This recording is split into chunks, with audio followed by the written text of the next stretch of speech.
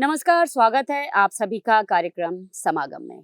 हमेशा हम अपने इस कार्यक्रम के जरिए आपको देश प्रदेश की जानी मानी हस्ती से रूबरू कराते हैं और जानते हैं उनके व्यक्तिगत जीवन के साथ उनके प्रोफेशन से जुड़ी कई बातें।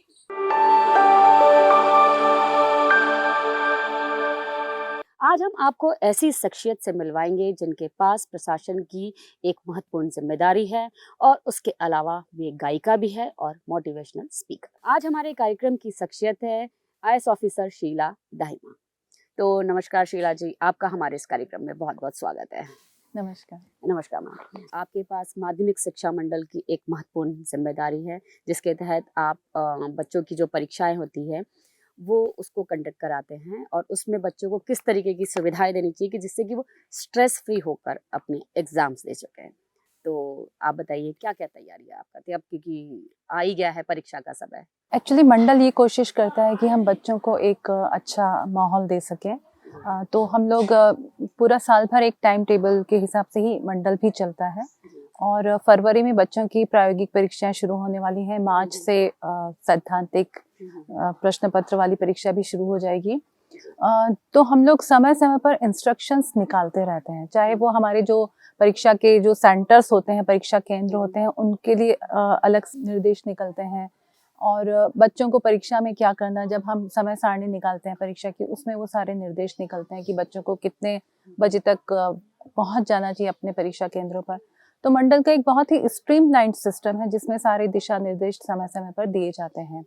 और जैसे आपने कहा है कि बच्चों को हम कैसा माहौल दे सकते हैं, तो उसमें मैं बताना चाहूँगी कि एक हेल्पलाइन सेवा भी हम लोग चलाते हैं जो पूरी साल भर चलती है। सुबह 8 बजे से लेकर रात के 8 बजे तक चलती है, जिसमें हमारे काउंसलर्स होते हैं और बच्चे को जो जिस भी बारे में बच्चे को लगता है कि मुझे, चाहे वो अकादमिक उसके जिज्ञासाएं हों, भी बच्चे को लगता है कि मुझे पूछने की ज़रूरत है, तो वो हमारे काउंसलर से इस समयावधि यानी सुबह 8 से लेकर रात के 8 बजे तक कभी भी पूछ सकते हैं। और इसमें हम लोगों का बड़ा अच्छा अनुभव भी है कि इसमें बच्चों को काफ़ी फ़ायदे भी हुए हैं। उन्हें अपनी पढ़ाई में भी फ़ायदे हुए हैं। कई बार बच्चों को लगता था कि हमारा मन नहीं लग रहा है, हम कैसे पढ़ें, पर जब काउंसलर्स ने उनकी काउंसलिंग की, उनसे बातचीत की, तो बच्चों ने अपने आप में काफ़ी उसमें बेहतर वो हो सके हैं। तो इसी प्रकार हमारी सेवाएं, यदि किसी माता पिता को लगता है या किसी शिक्षक को भी यदि लगता है कि वो हमारी हेल्पलाइन सेवा में बात कर सकते हैं, तो वो भी बिल्कुल कर सकते हैं। लेकिन उसके अलावा आपने एक बहुत अच्छी पहल आपने शुरू की है बच्चों के लिए कि बातें काम की एक वीडियो सीरीज भी आपने शुरू की है जिस पर आपको एप्रिसिएशन भी मिला है हमारे जो शिक्षा मंत्री है उनकी तरफ से। तो इस पर आपने कैसे आप सोच आई कि आप इस वीडियो सीरीज को तैयार करें और बच्चों तक पहुंचाएं? इस विचार के आने के पीछे बहुत सारी बातें थी मेरे मन में। एक तो मुझे ये लगा कि हम लोग जब बड़े पदों पर हैं तो हम सिर्फ रूटीन वाले ऑफिस काम ही अकेले ना करें, हम समाज को क्या दे सकते हैं, हमारी और भी विस्तृत रूप में क्या भूमिका हो सकती है। तब मुझे लगा कि जो मुझे आता है मैं समाज को उसे दूं। और चूंकि बच्चे एक बहुत ही सेंसिटिव कैटेगरी में होते हैं, हमारे देश का भविष्य होते हैं, तो निस्संदेह वो हमारी प्राथमिकताओं में होते ही होते हैं। तब मुझे लगा कि बच्चों को, जो हमारी आज की पीढ़ी है, हम उस पीढ़ी को यदि मजबूत बनाना चाहते हैं तो हमें उसे मजबूत विचार देने पड़ेंगे। तो मुझे लगा कि एक ये श्रृंखला बनाई जा सकती है। इसके साथ ही मुझे ये भी लगा कि जो विषय हम चुन रहे थे वो सिर्फ बच्चों के ही लिए नहीं बल्कि बड़ों के लिए भी वो उतने ही समान रूप से महत्वपूर्ण है, क्योंकि बच्चा, अभिभावक, माता पिता या शिक्षक, ये सब आपस में जुड़े हुए ही हैं, ये एक दूसरे से भिन्न नहीं है। और फिर मुझे ये भी लगा कि कोरोना के बाद समाज में जब बहुत से लोगों से इंटरेक्शन हुआ करता था, तब ये लगा कि समाज में कहीं ना कहीं एक आवश्यकता महसूस हो रही है कि हम सकारात्मक विचारों को फैलाएं। तो ऐसे कौन कौन से विषयों पर आपने वीडियोस बनाए और लोगों ने बहुत पसंद किए, खासतौर पे बच्चों ने ज़्यादा पसंद किए, जिससे उनमें एक मोटिवेशन आए और अपनी पढ़ाई को बीच में स्टॉप नहीं करें और नए नए विषयों की जानकारी भी उन्हें मिले? जी, सबसे पहले तो हम लोगों ने सकारात्मक सोच को लिया, क्योंकि आप कोई भी काम करते हैं या ज़िंदगी में आपको सिर्फ, यदि बच्चा है कोई, तो उसे सिर्फ अभी स्कूल कॉलेज की पढ़ाई ही नहीं करनी, आगे की ज़िंदगी के लिए भी सकारात्मक सोच होना बहुत ही आवश्यक है। एक ये विषय हम लोगों ने इसमें लिया। उसके बाद हम लोगों ने एक थोड़े कुछ डिफरेंट विषय भी हमने लिए जो मुझे लगा कि वो अलग हैं और उन पे अभी बहुत ज़्यादा बात नहीं हो रही, लेकिन बात होना बहुत ज़रूरी है। जैसे एक विषय हमने लिया स्वयं पे गर्व करना। कई बार बच्चों को ये लगता है कि नहीं हम तो उतने अच्छे नहीं हैं, पर ऐसा नहीं है। हर बच्चा या हर व्यक्ति उसमें कोई ना कोई खूबी ज़रूर होती है, तो वो अपनी उन खूबियों को पहचाने और वो अपने से प्रेम करे, स्वयं से प्रेम करे, स्वयं से गर्व करे। लेकिन यहीं पर हमने साथ में ये भी बताने का प्रयास किया कि गर्व और अहंकार में क्या अंतर होता है। तो गर्व करना एक पॉजिटिव इमोशन है, अहंकार को हम थोड़ा-सा नकारात्मक रूप में लेते हैं। तो स्वयं पे गर्व करने से उस व्यक्ति की निगाह में खुद का महत्व भी बढ़ता है, खुद का सम्मान बढ़ता है और वो किसी भी काम को ज़्यादा अच्छे तरीके से कर सकता है। फिर हमने एक टॉपिक लिया था कृतज्ञता का, जो मुझे लगा कि बहुत ही महत्वपूर्ण है। आज के समय में जब समाज में हम लोग देखते हैं कि समाज में नैतिक मूल्यों की आवश्यकता पहले की तुलना में आज ज़्यादा महसूस हो रही है। तो मुझे ये लगा कि कृतज्ञता एक ऐसा शब्द है जो इतना अधिक महत्वपूर्ण है कि उसके माध्यम से आप अपने जीवन में क्या कुछ नहीं पा सकते हैं और आपको सिर्फ हृदय से महसूस करना है कि आज मेरे पास जो है उसके लिए मैं ईश्वर को धन्यवाद दे सकता या दे सकती हूँ, या किसी भी व्यक्ति ने जिसने मुझे सहायता की है, मुझे मदद की है, उसको मैं धन्यवाद दूँ।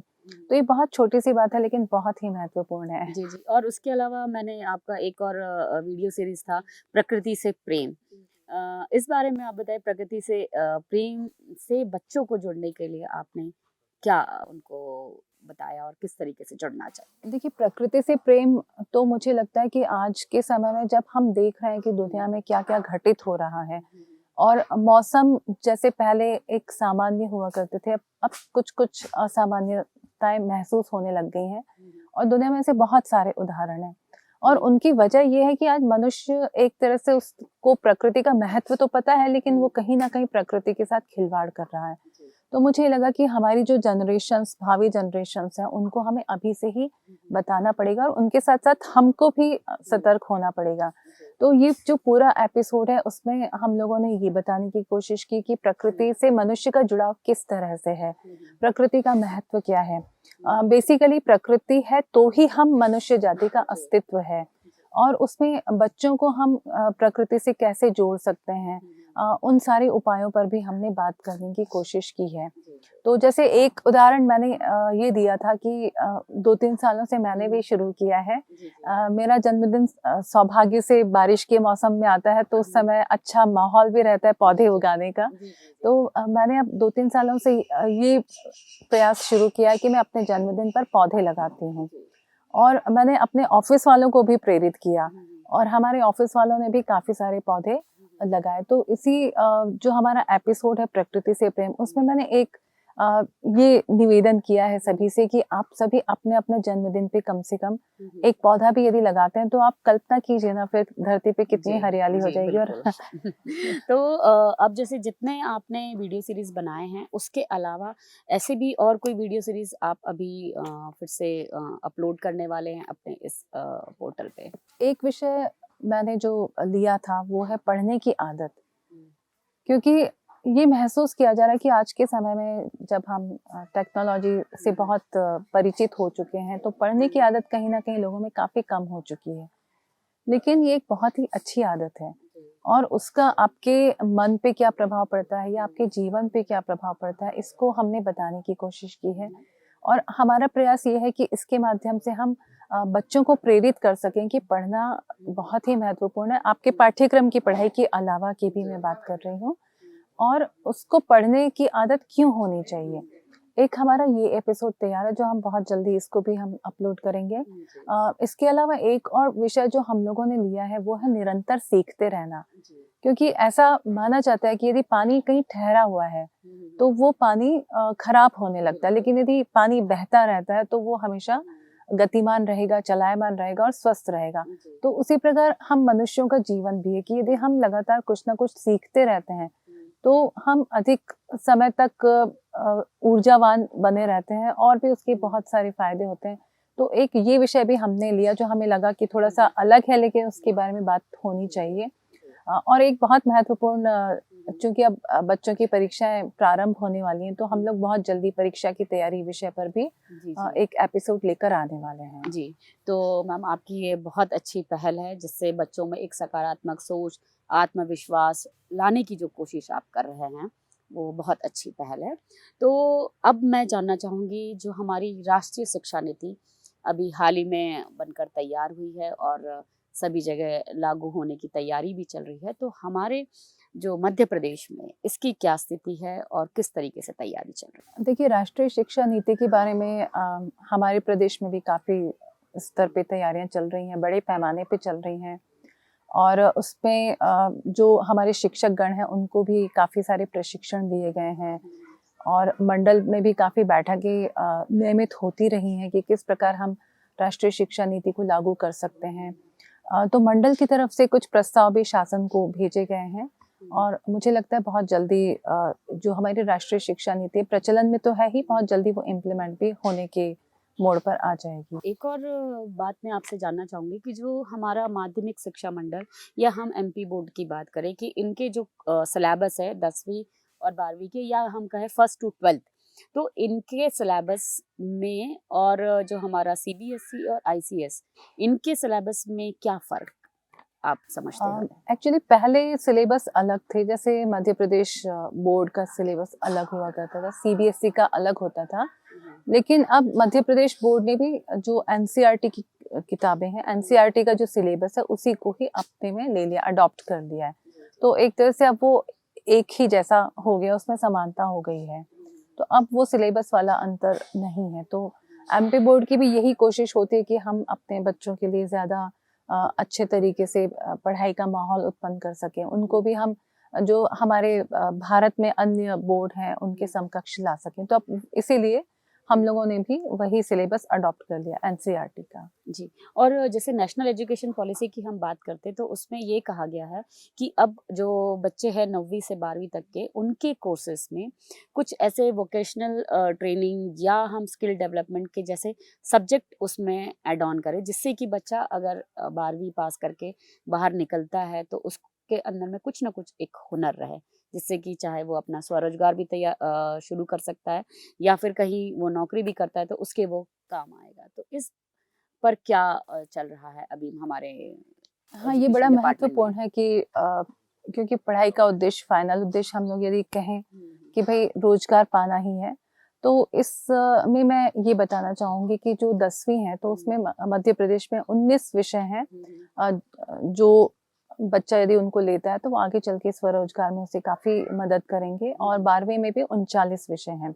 जैसे उदाहरण के तौर पर आपका इंफॉर्मेशन टेक्नोलॉजी हो गया, artificial intelligence, beauty and wellness, health, nutrition, tourism, finance sector से भी हैं, तो टेक्सटाइल डिज़ाइन है। तो इस प्रकार से बहुत सारे ट्रेड्स हैं जो भी बच्चे को लगता है कि उसकी रुचि के हैं, वो उनको ले सकते हैं। मैम मैं जानना चाहूँगी अब कि जैसे जो हमारे सरकारी स्कूल है मध्य प्रदेश के, अब कई बार ये फ़र्क लोग ज़रूर करते हैं कि सरकारी स्कूल है और निजी स्कूल है, निजी स्कूल में अच्छी पढ़ाई होती है, सरकारी स्कूल में नहीं होती है, ऐसा कहते रहते हैं। लेकिन आपको बधाई देना चाहती हूँ कि जो हमारा जो मॉडल स्कूल है भोपाल का, उसको अभी जो उत्कृष्टता की श्रेणी में पहले नंबर पर लाया गया है। तो जो यहाँ का मॉडल स्कूल है भोपाल का, वो बाकी जो दूसरे सरकारी स्कूल से उससे बेहतर है। तो इस बारे में बताइए कि इस दूसरे सरकारी स्कूलों में वैसी सुविधाएँ क्यों नहीं मिल पा रही है? देखिए, जो माध्यमिक शिक्षा मंडल है उसके अंतर्गत 3 मॉडल स्कूल्स हैं। एक तो भोपाल में है, एक रीवा में है और एक जावरा में है।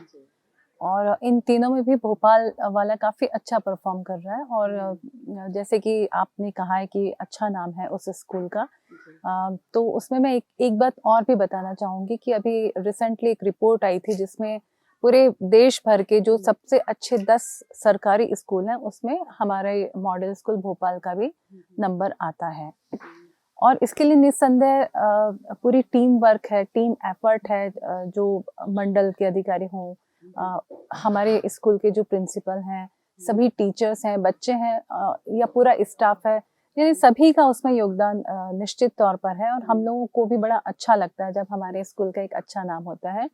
और ये भी सिद्ध करता है कि हम जो एक इमेज बना के चलते हैं कि सरकारी स्कूल अच्छे नहीं होंगे या कम अच्छे होंगे, वैसा कुछ भी नहीं है, बल्कि हमारा व्यक्तिगत अनुभव भी मुझे कई बार ये लगता है कि हमारे सरकारी स्कूल बहुत अच्छे होते हैं कई मायनों में, और उनमें बहुत क्वालिफाइड टीचर्स भी होते हैं, और जो हमारे बच्चे होते हैं उनमें भी प्रतिभाओं की कोई भी कमी नहीं होती है। तो मैम यहाँ हम लेते हैं एक छोटा सा ब्रेक, और ब्रेक के बाद हम जानेंगे आपके जो हुनर के बारे में, जो आपके अंदर एक छिपा हुआ है, और कई बार आपके हमने गाने भी सुने हैं, उस बारे में भी हम बात करेंगे।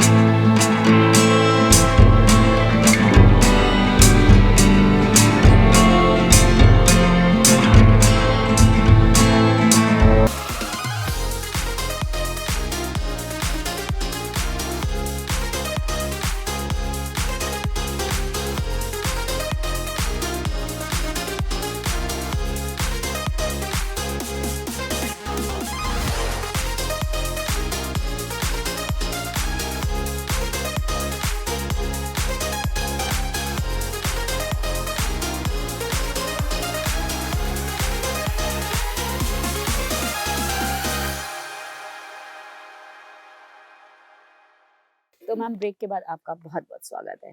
और मैम हमने आपके कई वीडियोस देखे हैं जिसमें आपके लिखे हुए गानों पर ही आप गा भी रही हैं, और आपका जो ये शौक है गाने का, इस बारे में आप बताइए कि कैसे आपके अंदर ये शौक डेवलप हुआ। एक्चुअली शौक मुझे लगता है स्कूल टाइम से ही था। पहले मैं भाषण, स्पीच इसमें ज़्यादा रहती थी, पर फिर मुझे ये लगा कि मैं गा भी सकती हूँ।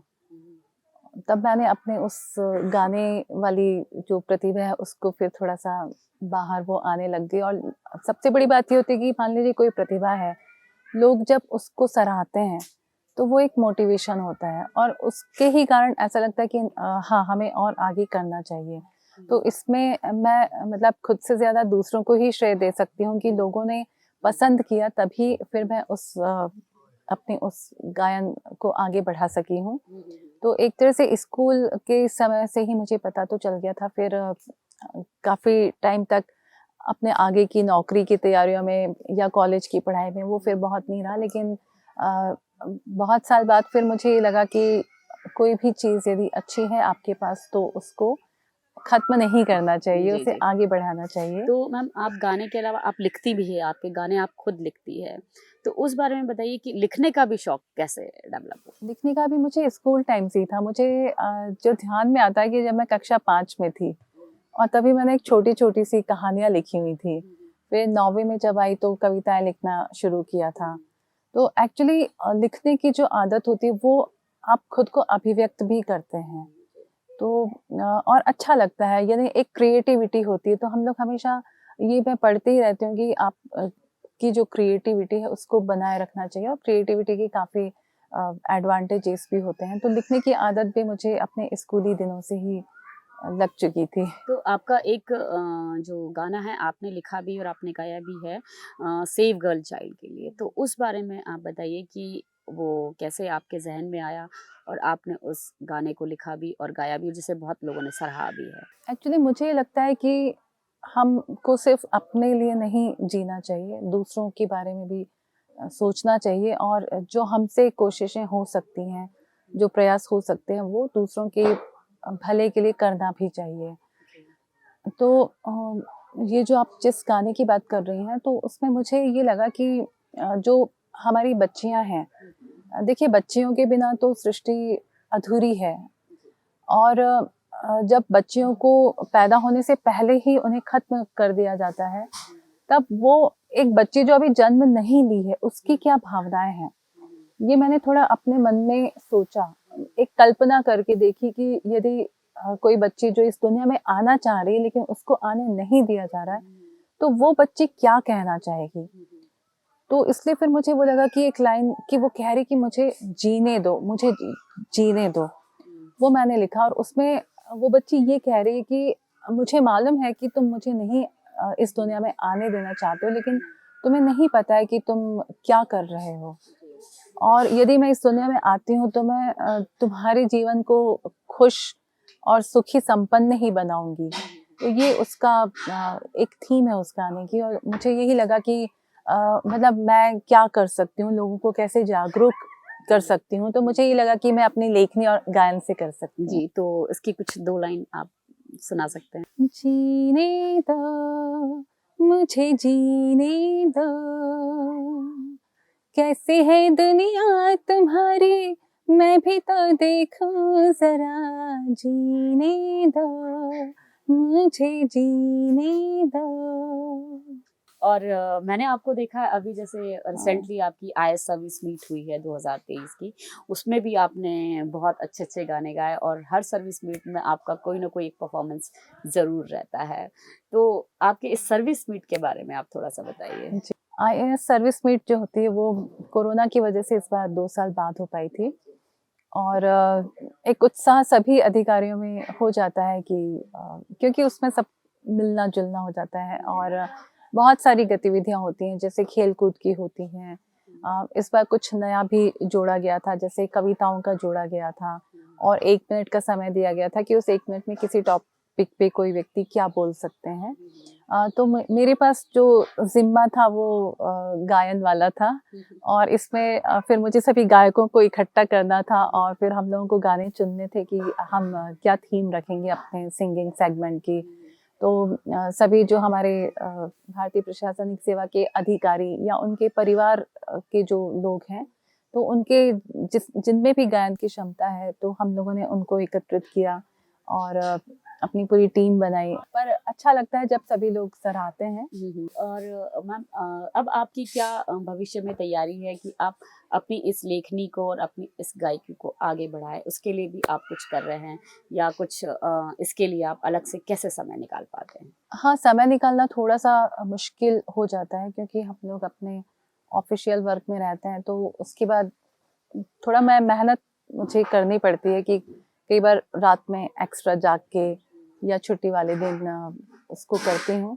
तो मुझे लगता है कि जो यदि आप में कुछ अच्छा है तो आप उसको कंटिन्यू रखिए, भले आप ज़्यादा नहीं कर पा रहे हों, थोड़ा-थोड़ा कर रहे हो, या कई बार ऐसा भी होता है कि बहुत ब्रेक्स भी आ जाते हैं। जैसे मुझसे लोग इस साल 2022 में मैं अपना अप्रैल में सिर्फ एक गाना ला पाई थी, बंजारा दिल।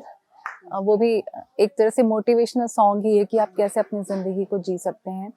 और उसके बाद मैं अपने जो बातें काम की सीरीज़ है उसमें पूरी तरह से व्यस्त हो गई थी। तो फिर मेरे कोई भी गाने नहीं आ पाए थे, तो लोगों ने बहुत टोका कि आपके गाने कब आ रहे हैं, कब आ रहे हैं? तो फाइनली फिर मैंने दिसंबर में एक गाना लॉन्च किया था। तो मुझे ऐसा लगता है कि लोगों को भी एक उत्सुकता होती है कि यदि आप कोई काम कर रहे हैं तो लोग भी जानना चाहते हैं, देखना चाहते हैं, और सबसे बड़ी बात आपको खुद को संतुष्टि मिलती है।